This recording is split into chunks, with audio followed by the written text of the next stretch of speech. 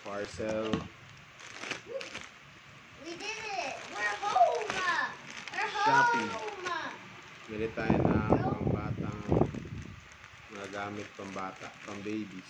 We're home! Yes, we're So, home! $9.25 ang price nito. And meron pa siyang letter of what? It's nice. Wow, sa ano talaga to? Sa Cetaphil talaga siya. No? So may ano, OR.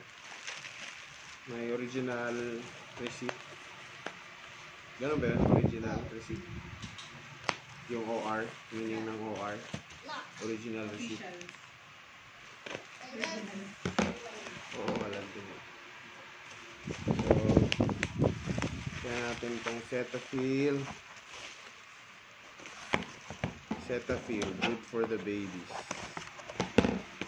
Yan.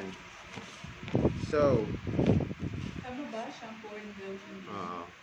so ito yung daily lotion. At ito yung shampoo or body and wash to. Body wash. Wash and shampoo ng baby. So, dalawa for $9.25. So, bali papatak siya ng $460. Mura na siya. So,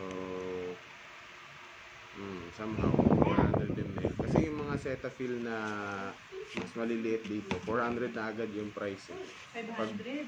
Pag binili mo sa mga convenience, 540, sa mga store.